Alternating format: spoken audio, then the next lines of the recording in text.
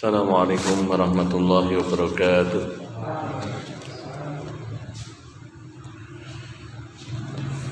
Alhamdulillahirabbil alamin wa bihi nasta'in ala umuri dunya waddin.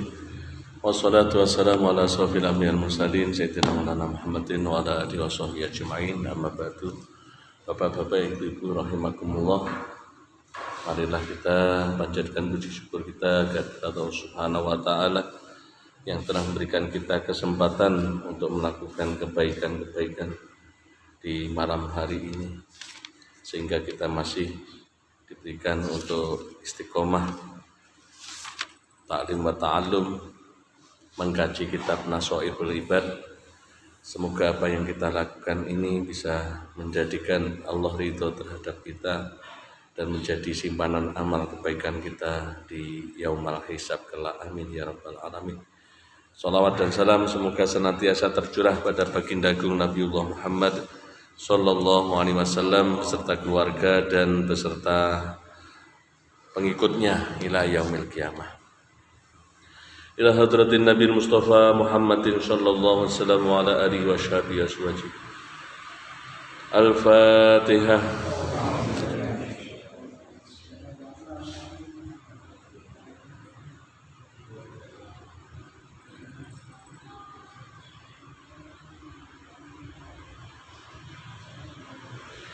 Bismillahirrahmanirrahim. Wal maqalatu saniyatu asyrata. Anin Nabi sallallahu alaihi wasallam la saghirata mal israr. Fa innaha bi muwadhabati 'alaiha ta'azzuma fatashiru kabiratan. Wa aidan annaha 'ala asmi istidamatiha tashiru kabiratan. Fa inna niyatal mar'i fil ma'ashi kanat ma'syiatan. Tidaklah ada yang kecil dari satu dosa itu bila dilakukan terus-menerus. Tidak bisa dikatakan sebagai dosa kecil kalau kita tidak mampu namanya menghentikan dari kebiasaan tersebut. Karena niatnya kita melakukan kemaksiatan itu juga termasuk maksiat. Sebaliknya, sesuatu yang kebaikan yang kita niati itu meskipun kecil juga akan menjadi kebaikan. Mungkin kita misalnya memakai pakaian itu. Sering kita memakai pakaian pun itu kita hanya sebagai suatu adat kebiasaan, tidak diniati. Bahwasannya kita ketika memakai pakaian itu diniati adalah menjalankan perintahnya Allah untuk menutup aurat. Jadi yang namanya kita menjalankan sunnahnya Rasulullah dari sekecil-kecilnya, mulai kita tidur sampai nanti setelah tidur kembali mau tidur lagi, itu semuanya yang kecil-kecil kita lakukan itu kita sebenarnya sudah menjalankan yang namanya tasawuf. Bagaimana memakai baju nanti sebelah yang didahulukan sebelah kanan, misalnya dengan ketika memakai celana dengan duduk, istilahnya dimasukkan yang kanan, kita melepaskannya sambil berdoa Bismillahirrahmanirrahim. Ada semuanya itu ada doanya dari Kanjeng Nabi Muhammad SAW. Makanya bapak-bapak, ibu-ibu, umpamanya kita membaca kitab Al-Adhkar miliknya Imam Nawawi itu sangat terperinci. Sampai dari ketika mau bepergian misalnya, membeli kendaraan ada, doa apapun ada, melihat langit ada, dan semuanya itu akhirnya intinya hanya berdoa, berkomunikasi dengan Allah Subhanahu wa ta'ala. Jadi kalau kita bermaksiat, meskipun misalnya kita di jalan, kita nanti misalnya maksiat kecil, membuang sampah di jalan misalnya, kita umpamanya melakukannya terus, itu akhirnya itu menjadi dosa bukan kecil lagi. La saghirata mal israr, atau meludah di arah yang kanan. Ini para orang-orang soleh itu nggak berani meludah ke arah yang kanan, karena apalagi ketika di masjid, istilahnya persiapan untuk sholat. Di dalam Sahih Bukhari itu disebutkan Rasulullah membolehkannya adalah meludah di arah kiri atau di bawah kaki. Nanti terus akhirnya kifarat dari ketika kita meludah atau riya itu adalah dengan memendam riya tersebut. Karena kalau dulu itu kan belum ada namanya keramik, demikian nggak ada, hanya pasir kan di masjidnya baginda Nabi Muhammad SAW. Jadi kita harus hati-hati dengan dosa yang kecil. Ini kita perlu waspada, karena kalau selalu dilakukan itu akan menjadi dosa yang besar, tasyiru kabiratan. Fa inna niyatal mar'i fil ma'asi kanat maksiatan, karena niatnya seseorang dalam kemaksiatan, meskipun itu adalah sesuatu yang kecil, itu adalah maksiat, mengurangi timbangan, menambah berat timbangan misalnya, ataupun apapun lah sing awake dhewe niku bisa mengkaca paling kecil apa, kita coba kita tengok di dalam diri kita, di dalam awake dhewe niki sing istilahipun dosa yang kecil yang selalu terus menerus kita lakukan. Wala kabirata ma'al istighfar. Tidak ada dosa yang besar disertai dengan istighfar. Kita pernah melakukan dosa yang paling besar, misalnya kita berani dengan orang tua. Misalnya kita berani dengan orang tua, kemudian kok kita mengingat inabah kembali kepada Allah, lalu kita memperbanyak istighfar, insya Allah itu dosa besar itu akan menjadi hancur atau hilang. Ketika ini istighfar ayat taubatu bi syurutiha, dengan syarat-syaratnya. Fa inna taubata tamhu asarul khati'ah wa in kanat kabiratan. Karena sesungguhnya taubat itu mampu menghapus bekas-bekas kesalahan kita, ya. Bekas-bekas kesalahan itu meskipun besar sekali, misalnya kita melakukan dosa zina misalnya, ya, terus kita mau bertobat kepada Allah Subhanahu wa taala dengan syaratnya tidak mengulangi lagi, dan selalu menjadikan itu sebagai cambuk bagi kita untuk selalu mendekat kepada Allah Subhanahu wa taala. Maka nih kalau umpamanya kita melakukan kesalahan itu, kita kalau menurut resepnya Imam Ghazali, di tempat mana dan di waktu kapan, itu kita jadikan sebagai tempat untuk kita melakukan kebaikan yang untuk menghapus itu. Misalnya melakukan kemaksiatannya kita, istilahnya kita senang minumnya khamr misalnya, yang memabukkan di waktu jam 10 malam, berarti kalau kita ingin berhenti dari itu, sekitar setiap jam 10 kita yang dimana itu melakukan keburukan itu, kita di situ melakukan kebaikan. Umpamanya tempatnya di situ, ya di tempat yang kita melakukan kemaksiatan itulah kita berusaha untuk melakukan kebaikan. Jadi ditempatkan pada waktu yang sesuai dan tempatnya. Melakukan kemaksiatannya itu kita istilahnya umpamanya ini di rumah, ya lakukanlah di rumah. Melakukannya itu umpamanya membahayakan orang atau merugikan orang lain di masjid, kita melakukannya juga, pertaubatannya juga di masjid waktunya itu. Jadi Imam Ghazali dulu pernah menyampaikan itu, ketika orang melakukan istilahnya seneng tidak membaca Quran ini, kadang-kadang kan kita memegang Al-Quran dalam keadaan tidak wudu di masjid misalnya. Penting mengambil saja tanpa ternyata kita tidak memiliki wudu. Nah, kifaratnya apa? Ya dengan Al-Quran juga, kita membeli Al-Quran diwakafkan di masjid-masjid, itu mampu untuk demikian. Kita seneng itu tadi, seneng namanya misalnya minuman yang tidak dihalalkan oleh Allah, kita cara bertaubatnya ya bertaubat kepada Allah, tapi juga diganti kita bersedekah dengan minuman. Caranya itu sedekah dengan minuman, supaya apa? Menggantikan daripada dosa yang telah kita lakukan dari meminum-minum yang diharamkan oleh Allah Subhanahu wa taala. Sampai detailnya Imam Ghazali demikian itu. Detailnya untuk biar kita tepat sasaran. Pemuluh dokter itu memang luar biasa. Jadi penyakitnya yang di titik itulah yang ditebusi, di kafarati. Ruya hadal hadis ayat dalami an Ibnu Abbas lakin bitaqaddumil jumlah akhirah anil ula. Wal maqalah salisah asyraqila hamul arifis sana ay muradul arif billah asana ala Allah taala bi jamili sifatihi wa hammuz zahidi ad-du'a. Cita-cita orang yang makrifat kepada Allah itu adalah setiap saat, setiap waktu adalah memuji kepada Allah Subhanahu wa taala dengan keindahan sifatnya.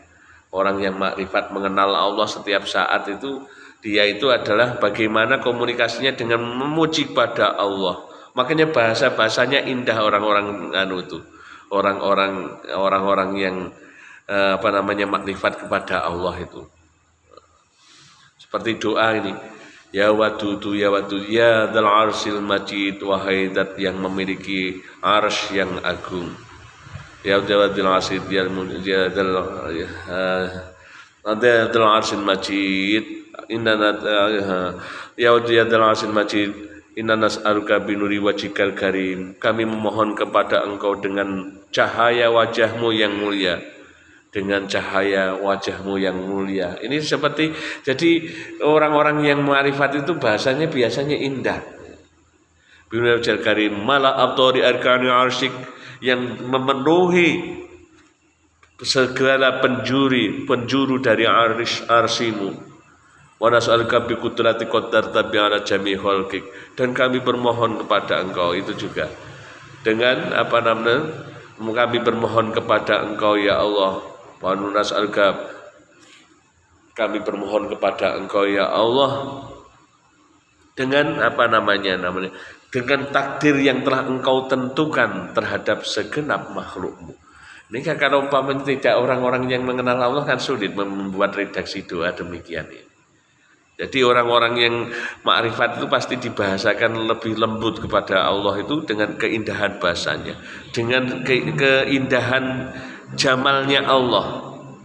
Jamal itu keindahan, kalau jalal itu keagungan. Jamal ini sifatnya keindahan. Jadi kadang-kadang melihat yang indah-indah, mereka itu bersyukur kepada Allah.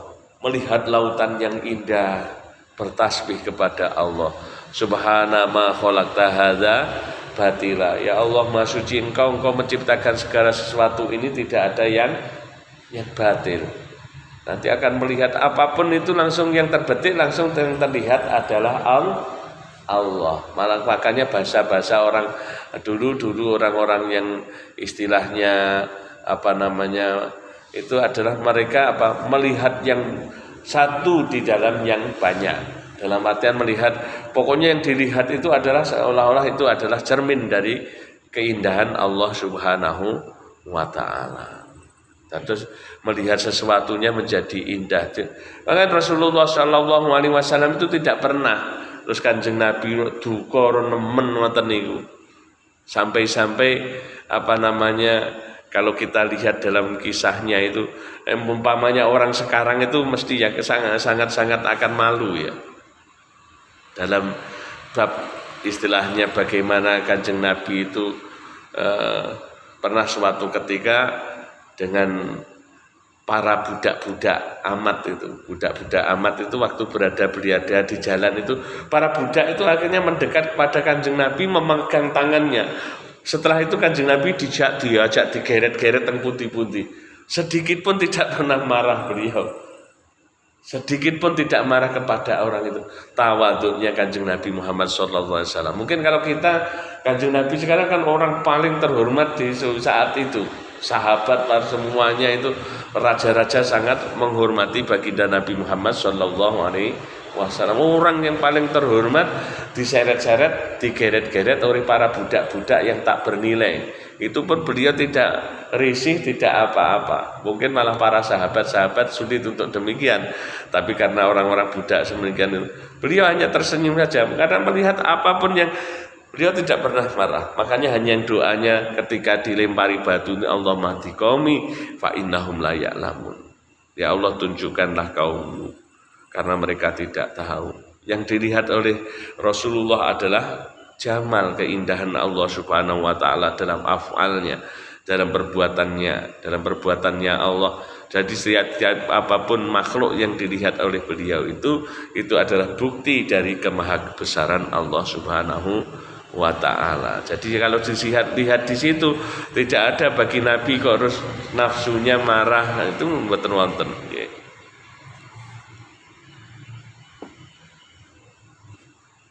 Hamul arif as-sana, dadi memuji setiap saat. Subhanallah walhamdulillah wala ilaha illallah. Setelah itu ya Allah, seperti doanya Kumel yang dianu itu bagus juga itu. Mesti nanti seperti itu doa-doa seperti doanya Abu Nawas, ilahilas tulil firdausi ahla wala aqwa ala nari jahimi. Itu doa-doanya orang yang kenal Allah. Makanya dengan sana memuji kepada Allah, bahwasannya dengan kalau kita lihat diwannya diwannya Habib Abdillah Al-Haddad, juga diwannya kita syair-syairnya kita bisa melihat bagaimana pujiannya kepada Allah Subhanahu wa taala. Ini banyak tentang itu belajar. Kalau kita melihat di Hikam itu apalagi luar biasa pujian-pujiannya, bahasanya. Hanya nama Allah Al-Latif aja, nanti kalau kita lihat dalam kitab Al-Hayawan ataupun dalam kitab itu yang namanya Sa'adatud Darain itu menyebutkan tentang ismu Allah yang Latif itu aja, nanti doa-doanya itu Masya Allah. Bi khafi lutfikal lutfi, dengan samarnya kelembutanmu yang samar ya Allah.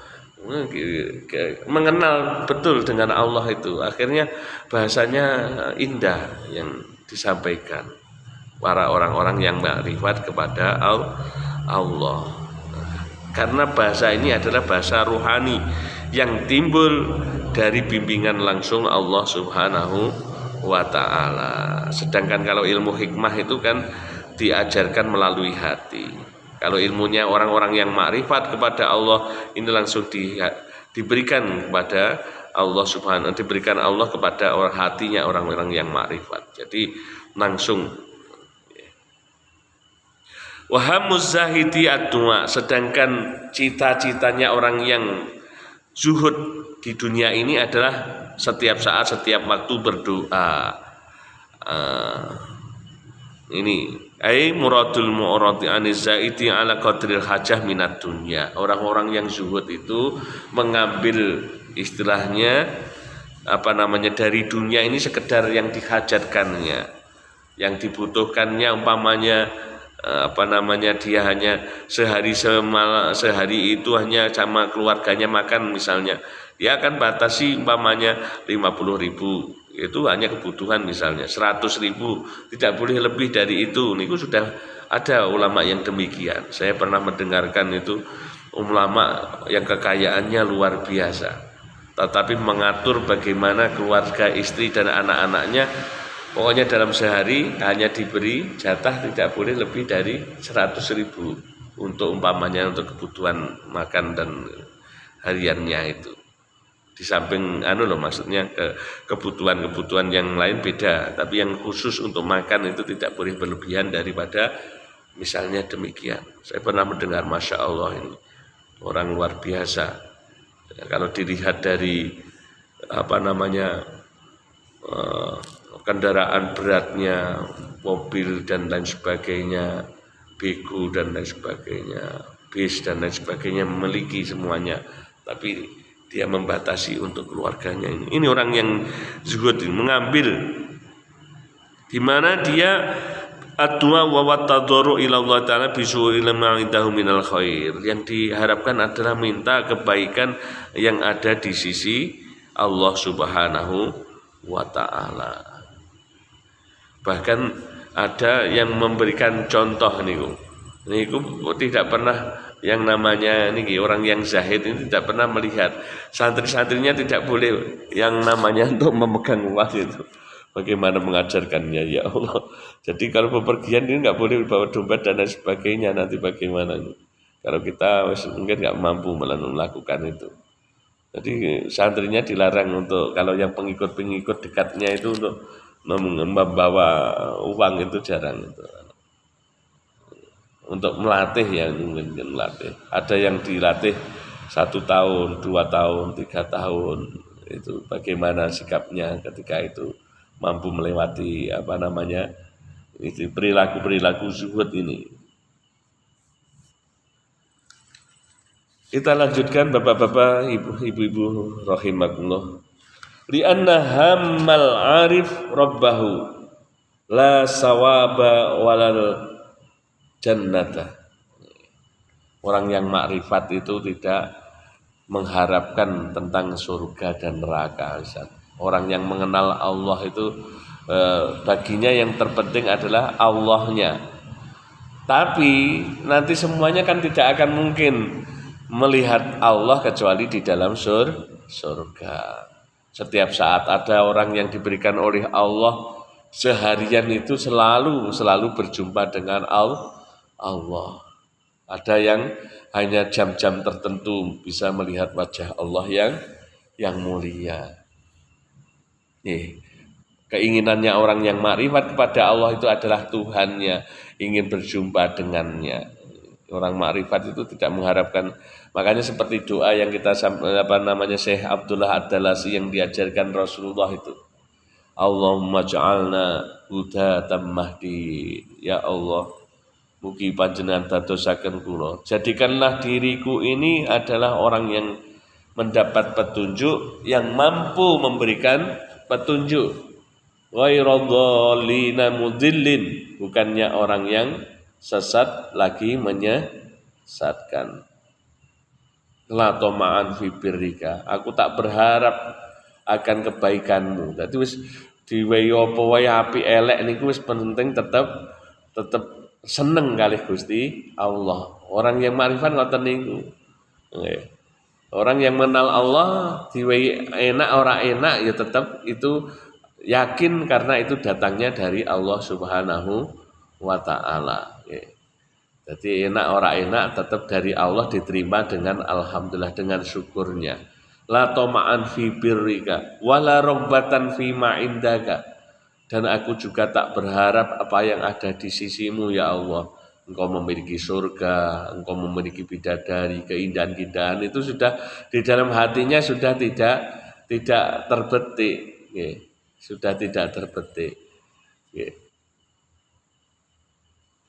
Li'anna lakal minnata bi jadina, karena engkau telah mewujudkan kami di muka bumi ini. Diwujud nih mawon syukur.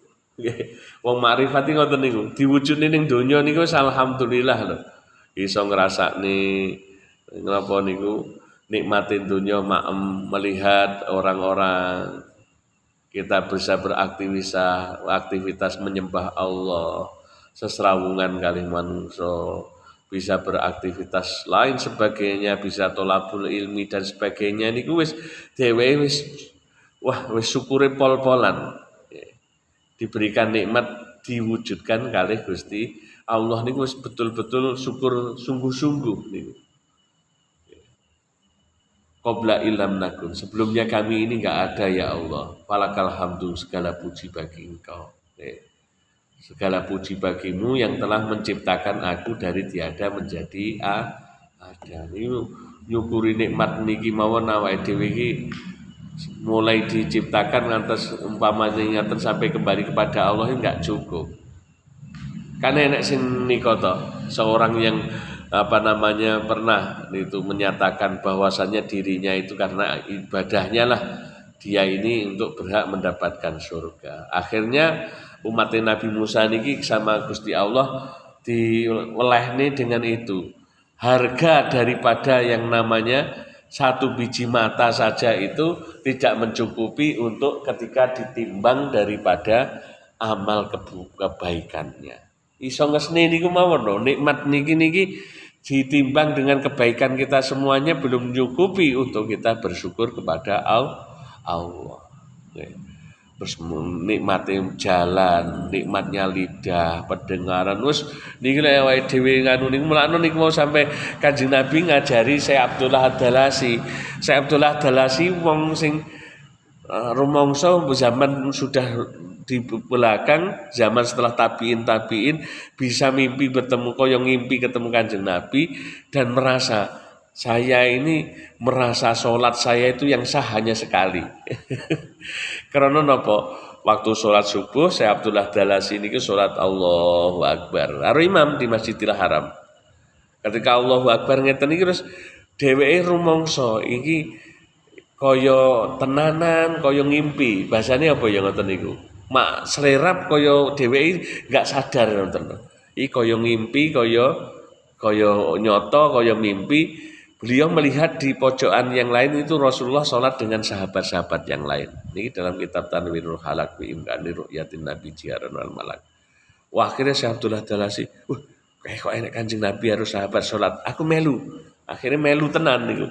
Nah, setelah selesai niku diwedonga niki, Syekh Abdullah Dalasi niku sampai ngomong, sholatku kabeh iki ra rumangsaku ra ono sing ditampa kali Gusti Allah. Kejaba salatku pisan kuwi ketika makmum kalih Kanjeng Nabi Muhammad sallallahu alaihi wasallam. Dadi sampai ngoten lho iso ngrasakne salat jamaah kalih Kanjeng Nabi. Niki di dalam kitab Tanwirul Halak fi imkani ru'yatin Nabi jiharon wal malak. Dadi iso dalam keadaan terjaga ya melek kuwi awake dhewe niku diparingi apa niku keistimewaan jumpa kali Kanjeng Nabi. Karena Kanjeng Nabi dawuh man ra'ani fil manami fasayarani fil yaqdah. Sapa kok tau ngimpi ndelok aku, mirsani aku, melihat diriku di dalam keadaan tidur, maka dia akan melihatku di dalam keadaan terjaga. Rawahu as-Saikhani mutafakun alaih Bukhari dan Muslim. Ini Sahih Bukhari dan Muslim nyebut nih. Jadi wong sapa ngimpi ketemu Kanjeng Nabi, iku bakale ape ketemu Kanjeng Nabi dalam keadaan ora tidur tapi dalam keadaan terjaga nyata. Ngoten niku. Rumangsa salate gur sepisan sing ditampa istilahnya sing itu rumangsa itu ditampa kalih Gusti Allah krana salat kalih Kanjeng Nabi. Jadi cita-citane mengenal Allah niku ya niku napa niku Rabbah pengirannya, bisa bersanding, berjumpa, bisa berkomunikasi dengannya. Wa hammu zahid an-nafsahu. Nah, jadi orang-orang yang zuhud itu keinginannya adalah apa? Dirinya sendiri. Ai manfaatu nafsi minas sawabi wal jannah. Maksudnya apa? Orang yang zuhud itu masih mengharapkan kemanfaat untuk dirinya, bisa mendapat pahala, mendapat surga. Begini.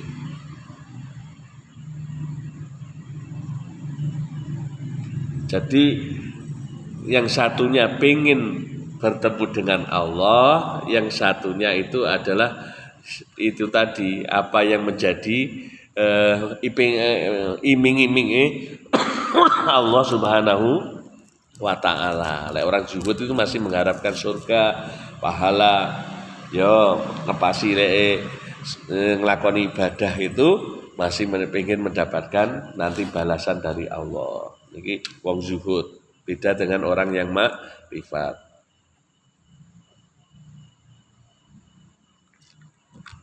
Mulakno kisahipun Rabi'ah al-Adawiyah niku ngate.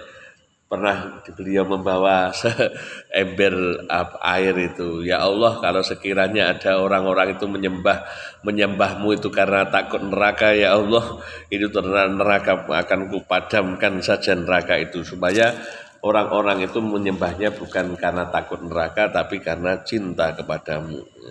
Bahasa-bahasanya udah bahasa-bahasa rasa cinta kepada Allah, bukan lagi dia mengharapkan apa yang itu. Karena ya memang kalau kita dengan logika sulit sekali. Umpamanya kita ya niku masalahnya awake dhewe belum mengenal Allah. Makanya umpamanya piye ceritane awake dhewe iso cinta kepada Allah itu. Memerlukan proses rasa juga ngoten niku. Niki yang sederhana saja. Mungkin kita bisa tresno dengan yang lain, istilahnya dengan istri, dengan pasangan dan lain sebagainya. Untuk mengungkapkan tresno dengan yang lain pun itu kita perlu belajar. Perlu belajar. Misalnya dengan orang tua kita, dengan orang-orang yang dekat dengan diri kita. Niku mengungkapkan rasa niku perlu belajar juga. Umpamanya panjenengan dengan pasangan sering kita mengatakan dengan kulo tresno, dengan I love you misalnya. Dengan orang tua kita sendiri, apakah kita mampu untuk mengatakan? Maka orang barat itu ada kelebihannya. Orang-orang barat nih kalau dengan ayahnya kan selalu bilang I love you dad. Karena orang Jawa kan jarang sekali itu. Ada sungkan malah. Leres mboten Pak Qadir. Iya toh, orang Jawa itu jangan dilihat di film itu dengan orang tua mereka terbiasa untuk mengungkapkan rasa cintanya. Tapi kalau kita sendiri itu kan jarang. Kita mengungkapkan raos kula tresna panjenengan. Kalau ini dipupuk, ini akan melebihkan doa orang tua kepada kita. Orang tua kita pasti akan berdoanya lebih kepada kita. Umpamanya kita sampai bisa ngoten niku. Meskipun kita itu belum bisa bermampu melakukan kebaikan yang ngoten niku. Kula riyen iki belajar berat niku. Belajar berat istilahipun untuk mengungkapkan kata-kata niku. Tapi saya paksa juga. Kalau kepanggih wangsul ngoten niku, nggih. Dengan niku, dengan bahasa nanti akan dibalas orang tua kita saestu niku. Kula sungkemi cium menika sambil kula tresna panjenengan Pak ngoten. Kula tresna ngoten niku. Mesti nanti Bapak ngambari semono uga itu. Ini akan menimbulkan hubungan yang lebih indah karena ini mendasar sebenarnya untuk memperbaiki apapun moralitas bangsa kita, anak-anak muda kita sebenarnya juga demikian ini.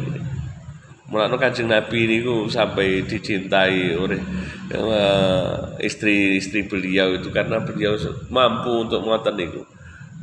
Siti Aisyah diwehi gelar ya Humaira, wahai yang kemerah-merahan, dengan bahasa-bahasa yang indah. Kita lajengaken wal maqalatur rabiatu asyrah an badil hukama ay atibail qulub wa hum auliya. Dari sebagian orang yang ahli hikmah, yakni dokternya hati. Nah, kalau enek dokternya manusia biasa itu adalah dokter seperti itu, dokternya hati itu para kekasih Allah. Kekasih Allah itu mengajarkan seperti ini tadi loh. Nih, contohnya yang masalah yang kecil mawon itu tadi yang saya ungkapkan. Menjenengan bisa praktekkan nanti. Saya dulu itu mengenal dengan orang yang makrifat kepada Allah demikian dulu. Kenapa kok beliau selalu sering-sering dengan siapapun itu, dengan santri-santrinya itu, dengan kita itu mesti I love you itu, I love you Pak Alwi, I love you dan lain sebagainya itu. Ternyata kata-kata ini yang akhirnya kita harusnya belajar juga bagaimana kita mengungkapkan kepada orang lain. Ternyata mungkin kita dulu yang misalnya ada yang kita sampaikan tadi awal, mungkin kita ada pernah di dalam hati kita tidak suka dengan orang tua kita. Karena mungkin orang tua kita demikian hubungan ayah dengan ibu demikian ini. Karena dengan satu bahasa ini bisa akhirnya merobohkan yang namanya persepsi negatif tentang orang tua. Persepsi negatif dengan orang tua tadi bisa diruntuhkan, dengan demikian hubungan anak dan orang tua menjadi baik. Orang-orang kekasihnya Allah itu luar biasa ini. Makanya dikatakan atibail qulub bahumul auliya.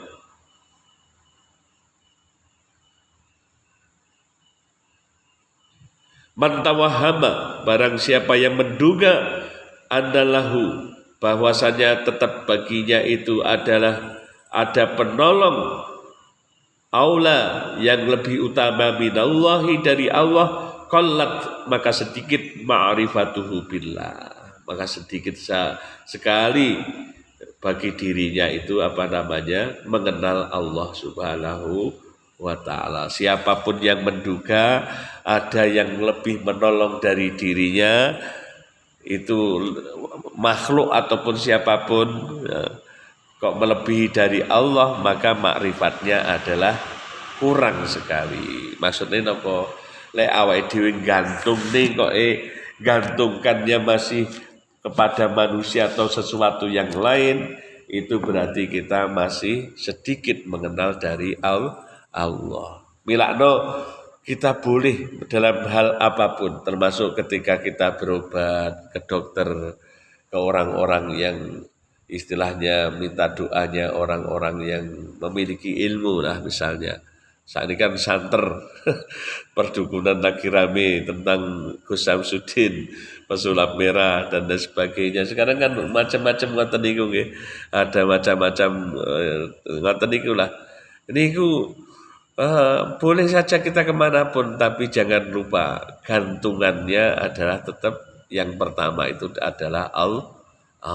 Kalau gantungannya kepada Allah, pasti sebelum melangkah orang yang ini mengenal Allah pasti gitu. Ya Allah, ya Rahman, ya Rahim, ini adalah sebagai ikhtiarku, hambamu percaya apapun bahwasannya semua itu adalah kehendakmu. Maka aku mendatangi ini sebagai wujud ikhtiarku untuk diriku mendapatkan obat. Datang ke dokter pun sudah demikian. Jadi gantungan nih. Nek basa niki kula niku Mbah Yai Hasyim niku rona-rono ya ora apa-apa, sing penting gantungane. Gantungne ning Gusti Allah napa mboten niku lho, ben supaya tidak keliru. Karena kalau kita sampai ini berarti ya makrifatnya sangat rendah kita kalau itu. Bahwasanya istilahnya ini orang yang wampuh kekasih Gusti Allah wis menduga demikian itu, sampai melupakan bahwasannya semuanya itu adalah berada dalam kekuasaan Allah Subhanahu wa ta'ala. Maknanya apa? Man dhanna anna nasiran aqraba minallahi wa aksara nusratan minhu fa innahu lam ya'rifillaha ta'ala. Barang siapa yang menduga bahwa dirinya itu memiliki penolong yang lebih dekat dari Allah dan lebih banyak orang dalam menolongnya daripada Allah, maka orang ini tidak mengenal Allah. Mengenal Allah niku mau dicontohkan. Ya, yang dokter ya iki sebagai wujud ikhtiar yang menyembuhkan tetap Allah. Ini orang yang mengenal. Makanya saya pernah cerita tentang itu seseorang yang mau besanan itu disampaikan itu. Wong ini orang ponakan saya itu tidak bisa apapun, bahkan memberi makan satu saupo wae ra iso. Niku akhirnya ditolak karena orang ngerti, orang itu bahasanya bahasa makrifat, dalam artian ini tauhidnya bagaimana. Kalau dia orang yang kenal lulus uji pasti ya memang nggak bisa sesendok pun kita itu tidak mampu. Yang sebenarnya mampu itu aslinya adalah Allah Subhanahu wa ta'ala. Itu pasti pasti akan diterima, padahal diuji saja. Diuji apa? Diuji tadi tauhidnya sampai mana, berserahnya kepada Allah bagaimana, sandarannya apakah logikanya dirinya semata ataukah sandarannya kepada yakinnya kepada Allah Subhanahu wa ta'ala. Wa man tawahhama